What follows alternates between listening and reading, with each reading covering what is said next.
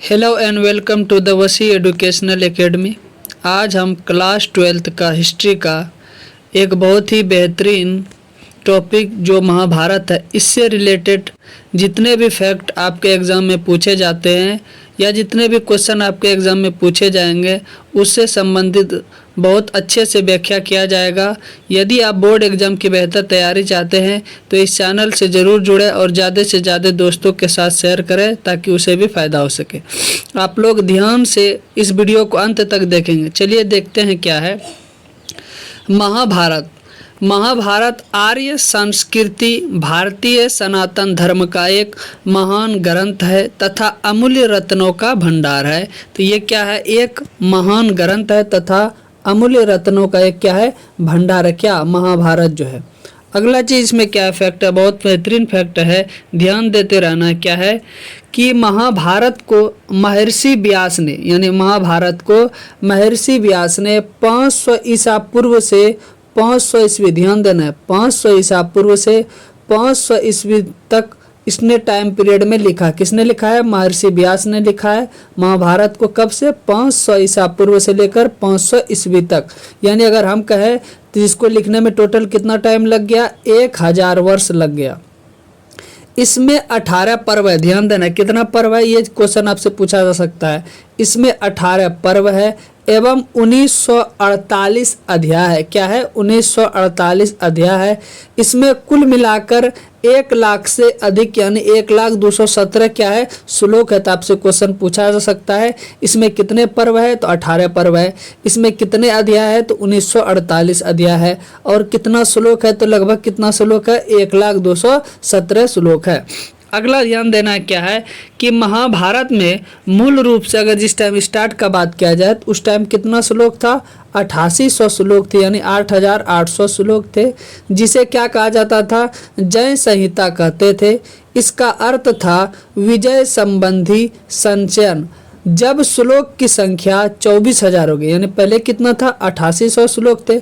अब जब संख्या बढ़कर श्लोकों की 24,000 हुई तब इसका नाम क्या पड़ गया? भारत। और जब श्लोक की संख्या 1 लाख से अधिक हो गई तब इसे क्या कहा गया? महाभारत या 7 सहस्त्र संहिता। ध्यान देना है, जिस टाइम 8800 थे, यानी मूल रूप में शुरुआत में कितने थे? 8800 श्लोक थे, तो इसे क्या कहा जाता था? जय संहिता। जब 24,000 श्लोक हो गए तब उसे क्या कहा गया? भारत कहा गया। जब श्लोकों की संख्या 1 लाख से अधिक हो गई, यानी अभी बताएं ना कि 1,02,17 श्लोक हो गए, तब उसे क्या कहा गया है? महाभारत कहा गया है। ये महाभारत का कुछ मूल रूप से परिचय था।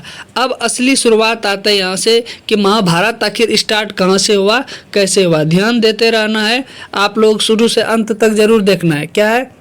कुरु वंश की राजधानी, ध्यान देना। किस वंश की राजधानी? कुरु वंश की राजधानी हस्तिनापुर थी। कहाँ थी? कुरु वंश की राजधानी हस्तिनापुर थी। आपसे क्वेश्चन पूछ सकता है। यहाँ के राजा क्या नाम थे? शांतनु थे। इसके पुत्र यानी शांतनु के पुत्र क्या थे? गंगा पुत्र देवव्रत। क्या थे? गंगा पुत्र देवव्रत, जिसे भीष्म कहा जाता था।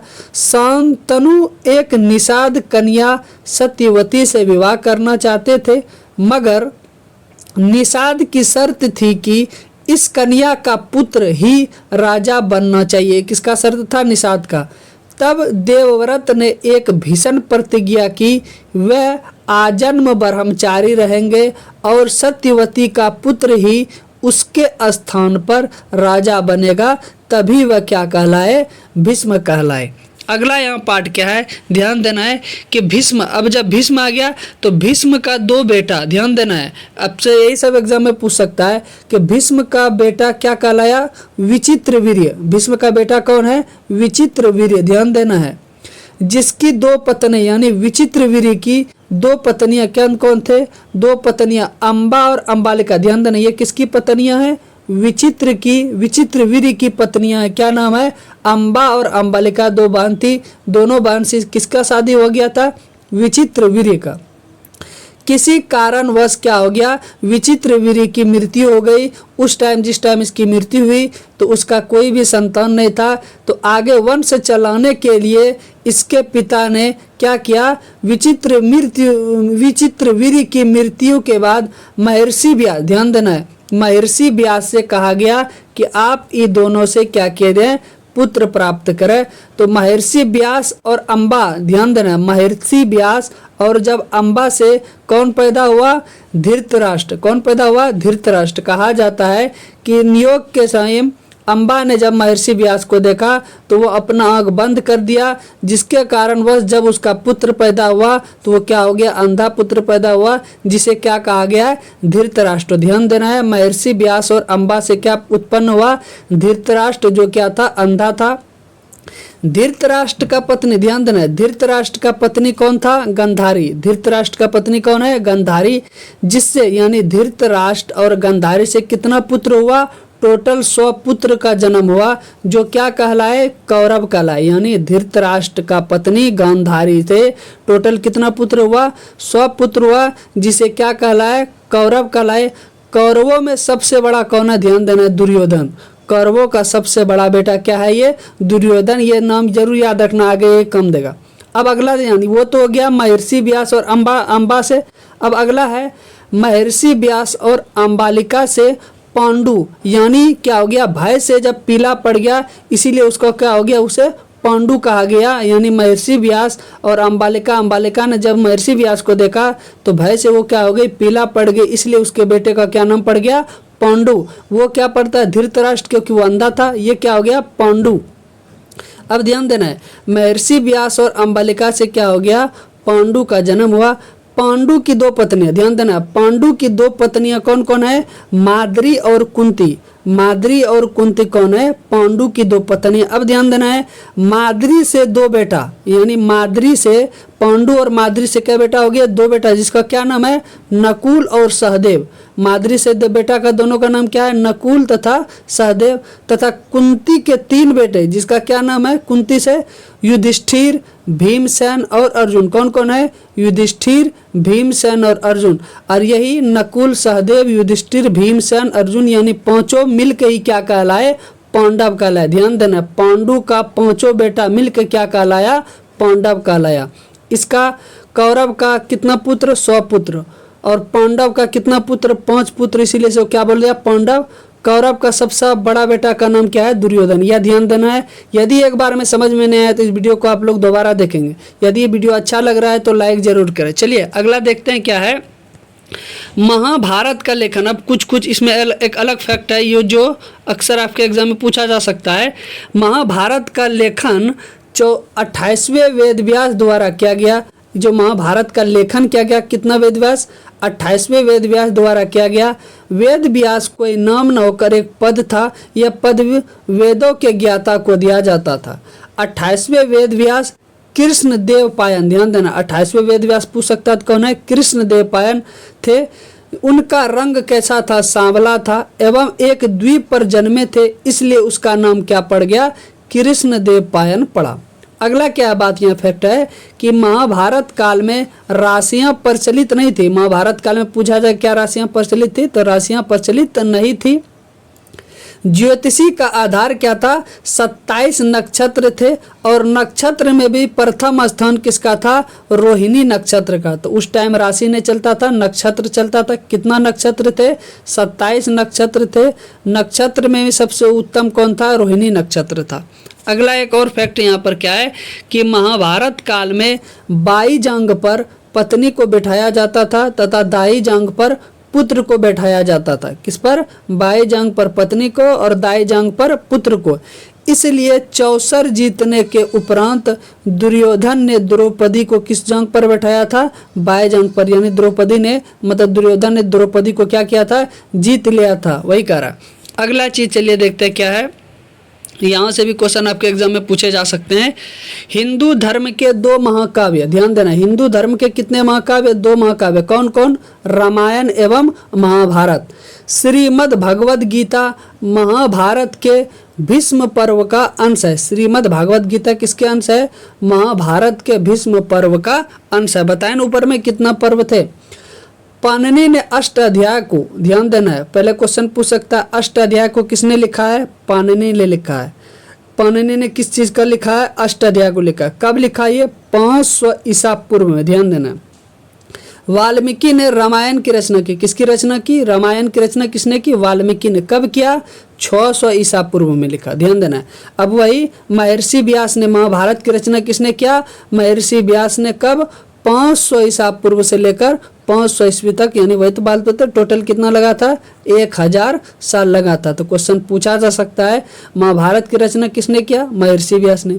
रामायण की रचना किसने किया? वाल्मीकि ने। अष्टाध्याय की रचना किसने किया? पन्नी ने। अगला क्वेश्चन एक और पूछा जा सकता है, क्या है कि महाभारत का प्रथम अंग्रेजी अनुवाद, ध्यान देना है, महाभारत का जो प्रथम अंग्रेजी अनुवाद कब? 1883 से 1896 में मोहन गांगुली ने किया। किसने किया? मोहन गांगुली ने। क्वेश्चन पूछेगा प्रथम बार अंग्रेजी अनुवाद किसने किया? तो मोहन गांगुली ने किया। कब किया? 1883 लेकर 1896 तक। द्वितीय अंग्रेजी अनुवाद किसने किया? मनमंथन नाथ दत्त ने। किसने किया है? मनमंथन नाथ दत्त ने 1895 से 1905 के बीच किया। और तृतीय अंग्रेजी अनुवाद वर्तमान में प्रोफेसर विवेक देवराय द्वारा किया जा रहा है। कुछ भाग पेंगुइन द्वारा प्रकाशित हो चुका है। अगला क्या है? रामायण में यदि विभिन्न कांड है, ध्यान देना है, रामायण में क्या है? विभिन्न कांड है। तो महाभारत में क्या है? विभिन्न पर्व है। क्वेश्चन पूछेगा कि महाभारत में क्या है? तो विभिन्न पर्व है। और रामायण में क्या है? विभिन्न कांड है। ऊपर में हम बताए कितना पर्व है, कितना अध्याय है, कितना श्लोक है। अगला अब क्या आप क्वेश्चन पूछेगा, किस तरह का क्वेश्चन देखिएगा आपसे, और एक क्वेश्चन आराम से बनेगा। पहला क्वेश्चन क्या है? महाभारत का रचना किस भाषा में हुआ था? तो किस भाषा में हुआ था? संस्कृत भाषा में। आपसे क्वेश्चन पूछ सकता है महाभारत का युद्ध किस मैदान में हुआ? ध्यान देना है, बहुत इंपॉर्टेंट क्वेश्चन। महाभारत का जो युद्ध लड़ा, कहाँ लड़ा गया था? तो कुरुक्षेत्र में। कहाँ पर लड़ा गया था? ये कुरुक्षेत्र में लड़ा था। कुरुक्षेत्र का युद्ध किसने जीता? ध्यान देना। तो कुरुक्षेत्र किसके किसके बीच लड़ा गया था? कौरव और पांडव के बीच लड़ा गया था। तो जीता कौन? पांडव, यानी वही पांचों भाई मिलकर जो लड़ा था। तो किसने? पांडव ने कुरु मतलब कौरवों को हरा दिया था। अगला क्वेश्चन क्या है कि महाभारत के आदि पर्व के किस अध्याय में भीष्म द्वारा 8 प्रकार के विवाह? पहले क्वेश्चन पूछेगा कि महाभारत में कितने प्रकार के विवाह का बात किया गया है जो भीष्म द्वारा? तो भीष्म द्वारा 8 प्रकार के विवाह का। तो वही क्वेश्चन पूछा है, भीष्म द्वारा 8 प्रकार के विवाहों का वर्णन किया गया है। तो वो बोला किस अध्याय में किया है? तो वो किस अध्याय में क्या है? 102वें अध्याय में क्या है। अगला क्वेश्चन पूछ सकता है कि अंबालिका किसकी पत्नियां थी? तो ये किसकी पत्नियां थी? अभी बताए ऊपर में, विचित्रवीर्य की। महर्षि व्यास द्वारा उत्पन्न संतान कौन कौन थे? पांडु थे, विदुर थे, धृतराष्ट्र थे और दोटो थे। घटोत्कच किसका पुत्र था? ध्यान देना, ये किसका पुत्र था? भीम का। अब यहाँ भी एक बात ये है कि भीम ने क्या किया था? हिडम्बा नाम एक राक्षसनी से शादी कर लिया था, उसका भी कहानी है। भीम ने हिडम्बा नाम के साथ कौन सा विवाह संपन्न किया था? कौन सा विवाह संपन्न किया था? गंधर्व। और वही क्वेश्चन पूछता है, वही भीम और हिडम्बा का जो बेटा था, कौन, उसका नाम क्या था? घटोत्कच। वही पूछा है कि घटोत्कच किसका पुत्र था? तो किसका पुत्र था? भीम का पुत्र था। अगला क्वेश्चन क्या पूछ सकता है कि द्रौपदी किसकी पत्नियां थी? अगर ये क्वेश्चन पूछे तो द्रौपदी किसकी पत्नियां थी? अर्जुन, नकुल और सहदेव, यही तीनों की कौन पत्नियां थी? द्रौपदी। द्रौपदी को किसने जीता था? किसने जीत लिया था? दुर्योधन ने जीत लिया था। अगला क्वेश्चन पूछेगा कि श्रीमद् भागवत गीता के महत्व पर किसने विचार व्यक्त किया? तो किसने किया है? महात्मा गांधी ने, विवेकानंद ने, बाल गंगाधर तिलक ने। महाभारत का युद्ध जो कुरुक्षेत्र के मैदान में लड़ा गया वो कितना दिनों तक लड़ा गया था? 18 दिनों तक। और ध्यान देना, जीता किसने था? पांडव ने जीता था। अगला क्वेश्चन है दुर्योधन की माँ कौन थी? अगर ये क्वेश्चन पूछे तो दुर्योधन का माँ कौन था? गंधारी थी। कौन थी? दुर्योधन के माँ गंधारी। उम्मीद करते हैं आपको ये वीडियो बहुत हेल्पफुल हुआ होगा। इसी तरह वीडियो पाने के लिए इस चैनल को सब्सक्राइब जरूर करो, ज़्यादा से ज़्यादा दोस्तों के साथ शेयर करें। Thank you.